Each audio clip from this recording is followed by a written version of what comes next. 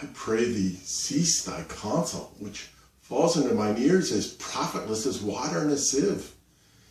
Give me no counsel, nor let no comforter delight mine ear, but such a one whose wrongs do suit with mine. Bring me a father that so loved his child, whose joy of her is overwhelmed like mine. Bid him speak of patience, and measure his woes the length and breadth of mine. Let it answer every strain for strain as thus for thus, and such grief for such, in every lineament, branch, shape, or form.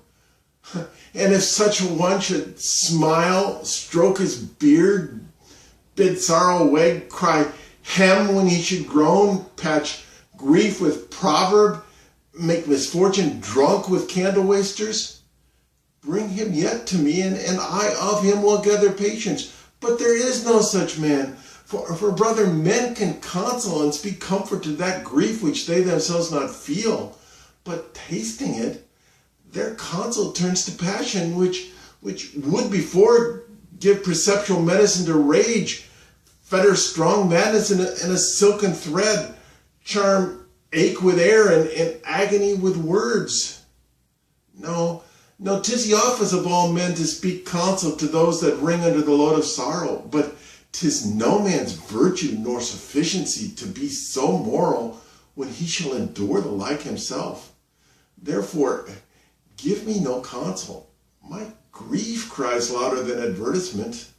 Speaking of advertisements, I saw one the other day about toilet paper, and it featured animated bears instead of actual people. Now, I know we're puritanical in the United States, but it's ridiculous that we can't admit that we use toilet paper. I mean, everybody in the world uses it, and most of it use it more than one time a day. In the United States alone, we spend over $2.5 billion a day on toilet paper.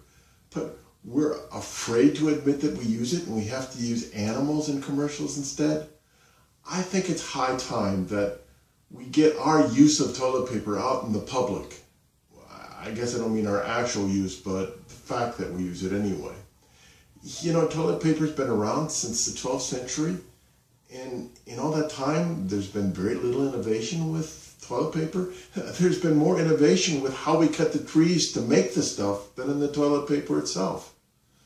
But I actually think I know the reason why that is. To be innovative with a product, you have to have product breakthroughs, and to associate the word breakthrough with the word toilet paper is not a comfortable thing. You know, there's something else about toilet paper that makes me mad, and that is that we use a ton of the stuff. And we pride ourselves in the United States about being green, about being ecologically friendly, but have you once heard about anybody attempting to recycle toilet paper? It makes me mad. True, nervous, very, very dreadfully nervous. I had been and am, but why do you say that I am mad? My diseases sharpen my senses, not destroyed, not dulled them. Above all, my sense of hearing was most acute. I heard everything, on earth and in heaven. I heard many things from hell. So how then am I mad? Hearken and observe how calmly and how healthily I can tell you the whole story. It's impossible for me to say when the thought first entered my mind, but once conceived, it haunted me day and night. Object, there was none. Passion, there was none.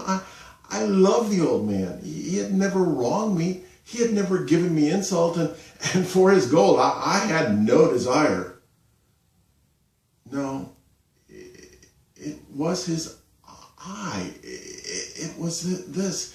He had the eye of a vulture, pale blue with a film over it. Every time that eye looked upon me, my blood ran cold, and so gradually, by degree, I made up my mind that I had to take the life of the old man, and thus rid myself of that eye forever.